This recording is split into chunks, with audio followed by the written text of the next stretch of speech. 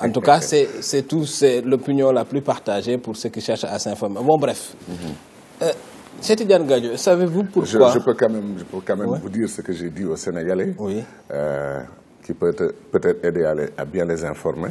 Vous avez eu raison de parler de relations heurtées, mais sur un point précis, j'ai défié mes détracteurs d'expliquer comment quelqu'un qui veut rester dans un gouvernement, qui veut éviter d'être limogé, peut boycotter le Conseil des ministres pendant 6 mois, parce qu'il s'opposait à quelque chose. Très bien. Cheikh Tidiane Gadio, vous savez-vous pourquoi à un moment donné, le palais, le pouvoir, a tenté, et sur quelle base, sur quels arguments le pouvoir a tenté d'invalider votre candidature, de faire invalider votre candidature? Vous le savez ou pas? Pour ce que j'en sais, je pense que c'était du cinéma. Du cinéma pour 2 raisons. La première, c'est que le gouvernement voulait rester à l'offensive. Ils sont aussi de bons politiques comme nous. Ils savent qu'en politique, il faut savoir garder l'initiative. La candidature la plus invalide de l'histoire du Sénégal, c'est celle de leur candidat. Ils le savent. Et pour ne pas rester chez eux et subir les assauts des autres, ils ont eu la brillante idée de préparer un recours contre 3 candidatures. Et il y avait un élément de rancune, quelque part, qui n'était pas très sain, premièrement. Deuxièmement, parce qu'ils ne voulaient pas qu'on ne parle que de leur candidat, ils voulaient qu'on parle des autres. Deuxièmement, ils ont fait courir le bruit dans la ville, que j'ai entendu 2 radios d'ailleurs spéculer. Est-ce qu'ils se sont posés à la candidature de Gadio parce que Gadio aurait la double nationalité, il serait américain et sénégalais? Deuxièmement, est-ce que Gadio, malgré son discours sur la bonne gouvernance, la moralité, l'éthique dans la gestion, n'a pas payé ses impôts?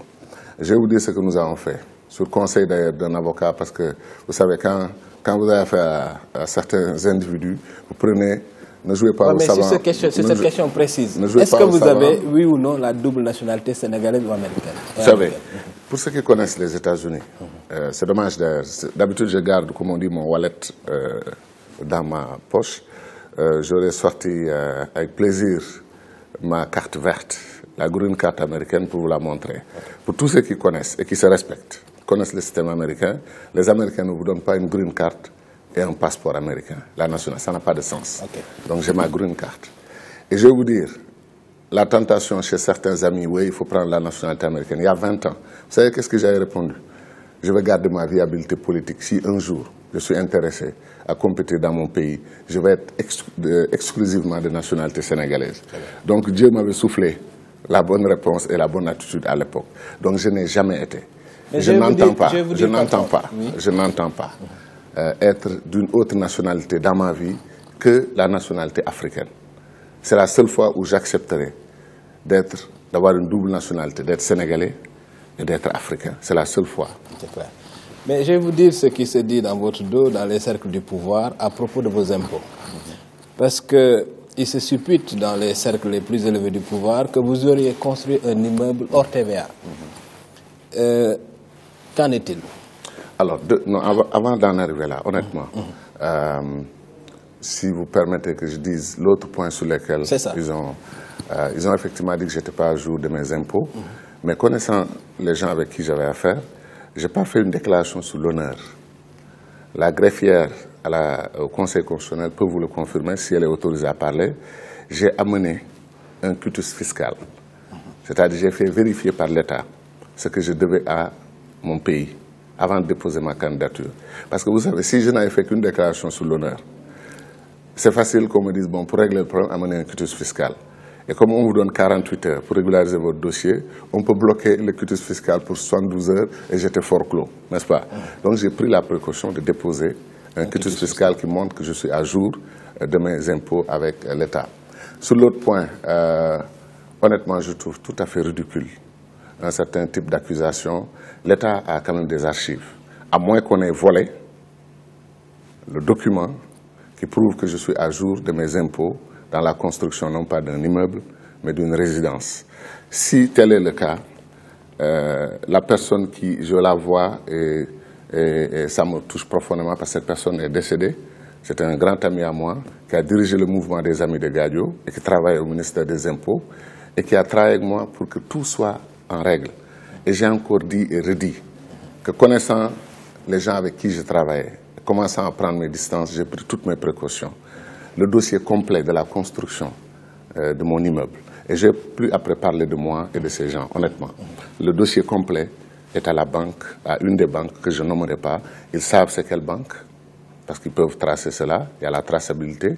Au ministère, à la direction des impôts, ils ont tous mes papiers. Tout le reste, c'est de l'enfantillage, de la calomnie. C'est une perte de temps, parce que les Sénégalais sont convaincus d'une chose. Les Sénégalais, quand je dis les Sénégalais, je parle du Sénégalais lambda, de tous les jours. Ils disent que si Gadio ose dire ce qu'il dit, qu'on peut servir son pays pendant 9 ans et demi, voire 300 milliards de francs CFA passer entre ses mains et dire en public et jurer qu'on n'a jamais pris 100 francs CFA et le mettre dans sa poche. Et que le logo de notre organisation et de notre campagne, c'est la main ouverte comme ça, avec la carte de l'Afrique, pour dire que je suis propre, je peux lever la main et je crois profondément que j'ai servi mon pays avec honneur et avec dignité, et que les histoires d'argent, de toute façon, je suis un homme très détaché de ces questions. Je ne suis pas milliardaire, je n'ai jamais été milliardaire dans ma vie. Et j'ai osé dire que tout Sénégalais, dont le parcours n'a été que dans l'administration ou dans le service public, qui n'a jamais été dans le secteur privé, et qui est un milliardaire, doit être audité et ramené devant la justice de son pays. Parce que on ne peut pas gagner des milliards quand on sert le service, quand on est dans le service public, c'est pas possible. Cheikh Tidiane Gadio, ça nous introduit directement dans votre programme politique. On sait parfaitement que l'un des grands problèmes de notre économie, c'est justement la corruption, la concussion, les différentes formes de malversation. Si vous êtes élu président de la République, qu'allez-vous faire pour éradiquer le fléau de la corruption? Vous savez, quand le phénomène de la lutte contre la corruption est une lutte par procuration, si on le fait pour plaire à la Banque mondiale, au FMI, pour plaire aux Occidentaux, ce n'est pas sérieux. Ce n'est pas sérieux et c'est même indigne. J'essaie de me faire comprendre sur ce point. Beaucoup de leaders africains parlent de lutte contre la corruption sans aucune conviction. Et ils le font pour plaire à des partenaires qui eux-mêmes font face à la corruption dans leur propre pays. En Amérique, combien de fois des gens sont pris, y compris dans le secteur privé, sur des actes de corruption très graves. Vivendi, un phénomène Vivendi n'aura jamais lieu au Sénégal, parce que Vivendi fait 100 000 fois le budget du Sénégal, n'est-ce pas? Donc de la corruption, grandeur nature, n'est-ce pas, géante, existe dans ces pays-là. Moi, je ne ferai rien pour plaire à ces pays sur la question. Nous avons un problème fondamental, c'est la pauvreté. La pauvreté fait que la corruption, même à un niveau où quelqu'un vous prend 1000 francs CFA pour aller acheter quelque chose qui coûte 300 francs, il peut revenir et vous surfacturer. Et vous dire que j'ai cherché partout, mais je n'ai trouvé qu'une offre de 500 francs, je suis désolé. Et prendre ces 200 francs et les mettre dans sa poche. Donc la corruption, en Afrique particulièrement, est un phénomène lié à la pauvreté. Un phénomène lié au manque de perspectives économiques et financières. Ce manque de perspectives fait que pour un cadre africain, pour se réaliser, il faut entrer dans un gouvernement. Il faut servir l'État à un niveau où vous disposez de ressources publiques. Et comme vous dites, beaucoup d'Africains sont devenus des experts en recyclage des biens publics en biens privés. Et c'est cette façon qu'ils trouvent pour s'enrichir et régler leurs problèmes. Donc la vraie bataille contre la corruption, la vraie bataille, c'est d'abord de créer des richesses dans nos pays, de développer le continent africain, de mener une lutte très sérieuse contre la pauvreté. Bien entendu, il faut identifier non seulement des cadres africains qui ont une éthique très solide, qui comprennent la notion de servir et non de se servir. Que s'ils veulent être riches, qu'ils aillent dans le secteur privé. S'ils veulent avoir les honneurs, la reconnaissance de leur pays, qu'ils aillent dans le secteur privé. On peut aussi avoir les honneurs et la reconnaissance dans le secteur privé, n'est-ce pas? Mais c'est que le secteur privé, on cumule on est riche, on est reconnu et on est salué par son pays. Ça, c'est pour ça que moi, j'adore le secteur privé. Maintenant, dans le secteur public, on ne peut pas avoir le beurre et l'argent du beurre. C'est-à-dire, les citoyens payent leurs impôts pour que vous disposiez d'un budget de fonctionnement et vous vous arrangez pour trouver les moyens de reprendre une partie de cet argent et d'en faire autre chose, n'est-ce pas? Et dernier point important, moi je ne fais confiance en aucun leader, y compris moi, qui dit aux citoyens « je vais lutter contre la corruption parce que moi je ne crois pas en la corruption ». C'est insuffisant. Il faut des institutions des institutions qui permettent un fonctionnement régulier de nos instruments de gouvernance et qui les contrôlent. Moi, je ne fais confiance en aucun être humain qui me dit, quand je dispose du pouvoir, moi, parce que j'ai l'éthique, parce que je suis sage, j'en ferai un bon usage. Ce n'est pas vrai. Le pouvoir est dangereux. Vous savez, l'adage dit, le pouvoir rend ivre et parfois fou. Pour moi, le pouvoir rend toujours fou. Le pouvoir, quel qu'il soit, il rend toujours fou. Donc, on a besoin de garde-fous de façon permanente. Et quand un État comme le nôtre dessaisit l'administration pour aller créer des agences à n'en plus finir et baisser le niveau de contrôle et de la capacité de vérification rapide, d'audit rapide, etc., cet État-là, sans le vouloir peut-être, encourage la corruption. Donc la transparence ne peut être obtenue qu'en ayant les institutions adéquates de contrôle, des mécanismes de déboursement, de dépenses, de marchés publics, etc., etc. Et je crois que nous, à la tête du Sénégal, si on nous confie ce pays, d'abord par notre propre comportement, l'éthique que nous allons chercher, sans prétendre être des saints, en reconnaissant que la pauvreté corrompt, elle crée les conditions de la corruption, en luttant pour le développement de notre pays, pour qu'un Sénégalais puisse se réaliser dans le secteur privé sans avoir à donner de l'argent à qui que ce soit, et dire, chaque fois qu'on me dira un de mes ministres a appelé un membre du secteur privé pour le racketter, comme le font certains, pour lui demander de l'argent, ce ministre, il quitte le gouvernement immédiatement. Et je rendrai compte aux Sénégalais de pourquoi il a quitté le gouvernement. Voilà, je pense qu'il y a des actes forts à poser pour lutter contre la corruption. Et le volet le plus important que vous avez développé sur les institutions pour lutter contre la corruption recoupe un peu la pensée de Montesquieu. Tout homme qui a du pouvoir est tenté à en abuser. Donc il faut que le pouvoir arrête le pouvoir. Absolument. Bon, Cheikh Tidiane Gadio, l'économie du Sénégal est mal en point aujourd'hui. La dette est à 35% du PIB, les déficits sont abyssaux. Si aujourd'hui vous accédez au pouvoir, quelles sont les premières mesures que vous allez prendre pour améliorer le cadre macroéconomique global? Première mesure, je l'ai dit plusieurs fois et je vais le répéter, nous avons une stratégie de défaite dans la gestion de notre économie quand nous avons un État hypertrophié, quand le train de vie de l'État atteint des niveaux tout à fait inconsidérés. J'ai dit que le budget de la présidence de la République, pour donner l'exemple, atteignant plus de 90 milliards. 100 milliards. 100 milliards, je vais le ramener à 20 milliards. Le président de la République n'a pas besoin d'être une institution économique, financière, de gestion de budget, etc. La nation vous a tout donné. Elle vous a donné sa parole. C'est-à-dire que vous pouvez parler au nom du Sénégal. C'est un honneur extraordinaire quand 14 millions d'êtres humains vous disent tout ce que vous direz, vous le dites en notre nom. Elle vous donne la possibilité de décider sur la répartition, l'allocation de ressources qui sont très maigres. Donc la répartition du budget, vous avez votre mot à dire en tant que leader du pays. Et ensuite, vous avez sous le commandement les forces militaires de défense et de sécurité d'un pays. Vous pouvez même envoyer le pays en guerre. Ce pays vous a tout donné. Vous n'avez pas besoin de gérer des agences à la présidence, de gérer un budget énorme. On commence par ça, réduire le train de vie de l'État. J'ai fait une proposition que, par exemple, toutes les dépenses de l'État à l'extérieur, par exemple, louer des ambassades, des résidences pour les ambassades, ou acquérir un patrimoine du Sénégal à l'extérieur, organiser les voyages d'État, organiser les missions à l'extérieur, loger nos ministres, nos cadres, nos fonctionnaires dans des hôtels corrects, décents, sans forcément viser le luxe, n'est-ce pas, mais sans aussi viser le misérabilisme, les mettre dans des hôtels tout à fait indécents où ils ne peuvent pas recevoir leurs homologues. Donc en trouvant un équilibre, on peut déjà aussi économiser énormément d'argent. Vous savez, quand quelqu'un dit, moi, je vais diriger le Sénégal en réglant tel ou tel problème, on lui dit, où est-ce que vous allez trouver l'argent?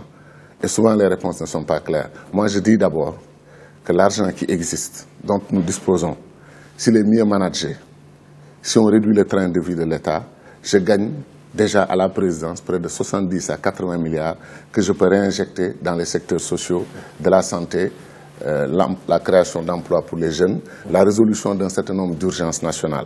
Si je réduis toutes ces agences, je remets à l'administration sa dignité. J'essaie d'avoir une administration efficace, où un dossier ne dort pas 2 mois, où on peut faire un travail en chronométrant le temps, c'est-à-dire des experts en ergonométrie, en sciences du travail, peuvent vous dire que ce dossier normalement doit être traité comme on le fait aux États-Unis, en Europe, au Canada. On vous dit 48 heures, si vous payez tant, vous avez une procédure express de 48 heures. Si vous payez, si vous n'êtes pas pressé, vous aurez votre passeport dans 1 mois, dans 1 semaine, dans 24 heures.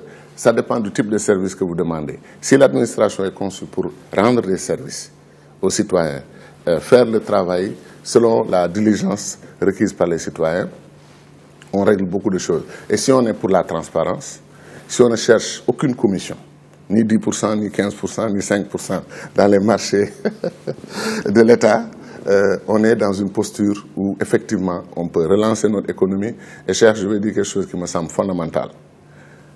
Je ne peux pas comprendre qu'on mette la pression énorme sur les citoyens sénégalais, qu'on prenne le prix de l'essence qui passe par le Sénégal pour aller au Mali et qui est à 650 francs, presque 900 francs au Sénégal, qu'on surtaxe les citoyens, qu'on surtaxe le secteur du transport et qu'on crée beaucoup plus de chômage et de difficultés dans le pays, simplement parce que l'État a besoin de voyager, de faire des voyages parfois qui n'ont aucun sens.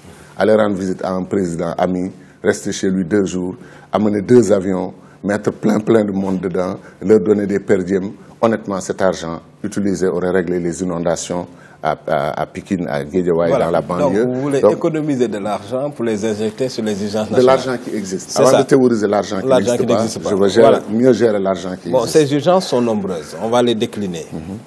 La première urgence, il me semble, c'est la santé. Qu'est-ce que vous allez faire dans ce secteur? Chef, j'ai un petit désaccord avec vous, mais désaccord respectueux, parce que ce que vous dites au plan humain est tout à fait acceptable. Mais comme vous le savez, nous avons dit, nous, que le Sénégal a fait faillite dans la résolution des fondamentaux du développement. Cher, le plus fondamental pour un être humain, c'est de mettre du carburant dans son corps pour qu'il fonctionne. Il faut pouvoir manger. C'est aussi élémentaire que ça. Il faut d'abord nourrir les Sénégalais. Ensuite, on a eu un débat sur nourrir et soigner et éduquer, ou nourrir, éduquer et soigner. On a dit que si vous nourrissez bien les Sénégalais, ensuite, si vous les soignez bien, et si vous mettez l'éducation en 3e position, une personne qui n'est pas éduquée, il est difficile de la soigner, parce que la maladie va et revient. Mais commençons d'ailleurs par votre schéma. Alors, nourrir, c'est vrai que c'est fondamental. Comment faire pour que les Sénégalais mangent à leur faim? Alors, si vous permettez, juste une petite parenthèse sur le pourquoi nourrir. La théorie d'un sac vide ne peut pas tenir debout. Quand un citoyen sénégalais, parce que c'est des exemples concrets qu'il faut donner à nos confrères pour qu'ils comprennent. Quand un citoyen se lève à 6 h du matin, dans la banlieue ou dans les quartiers populaires de Dakar, et son seul problème toute la journée, c'est de trouver sa nourriture. Comment ce citoyen peut libérer son temps ou libérer son énergie pour développer son pays? Ce citoyen s'occupe de lui-même. Donc je dis que c'est une fonction régalienne de l'État du Sénégal d'organiser l'agriculture. L'agriculture non pas conçue comme une punition. C'est-à-dire quand on dit à quelqu'un retourne à l'agriculture, c'est comme si c'était une punition. Quand on modernise l'agriculture où vous avez des ingénieurs, des gens qui vont à l'université pour obtenir un master, pour obtenir un doctorat dans le domaine agricole, donc vous donnez une certaine dignité à l'agriculture. Et quand, cher, vous avez 60% des Sénégalais qui s'occupent de l'agriculture et qui ne contribuent que 20% du PIB, il y a un problème. Nous voulons inverser cette valeur, avoir 20% des Sénégalais qui travaillent dans ce que nous avons appelé les agropoles, c'est-à-dire 7 pôles d'excellence, 7 pôles de développement que nous allons répartir à travers le pays. Matam, par exemple, en fera partie. Et dans chaque pôle de développement, basé fondamentalement sur l'agriculture, nous allons régler un certain nombre de problèmes. Quand on dit agriculture, maintenant, il y a des infrastructures, il y a une université, il y a les routes, il y a ce qu'il faut pour qu'on puisse, de la production, aller vers les consommateurs, n'est-ce pas? Et dans une ville agropole, vous avez la création de centaines de milliers d'emplois. Pourquoi? Parce qu'il y a ce qu'on appelle la chaîne des valeurs. Vous ne pouvez pas avoir que des fermes modernes sans avoir des industries légères de conditionnement, des industries légères de transformation, sans avoir des mécaniciens agricoles qui s'occupent des tracteurs, des machines, sans avoir des usines d'engrais qui sont installées à côté pour fournir les engrais, etc., etc. Et tous les grands travaux de viabilisation, d'installation, de mise en œuvre de cette politique requièrent de la force humaine, de la force de travail. Donc vous créez de cette force de travail et vous faites du Sénégal non pas seulement un pays agricole, mais un pays qui règle le défi de Mamadou Dia en 1960. quand il parlait de l'autosuffisance alimentaire comme point de départ du développement. Faisons que l'alimentation, la nourriture, ne soit même pas une préoccupation des Sénégalais. Et vous leur permettez de libérer du temps qu'ils utilisent pour aller chercher à manger, pour prendre ce temps et l'utiliser pour développer leur pays, n'est-ce pas? Vous gagnez des millions d'heures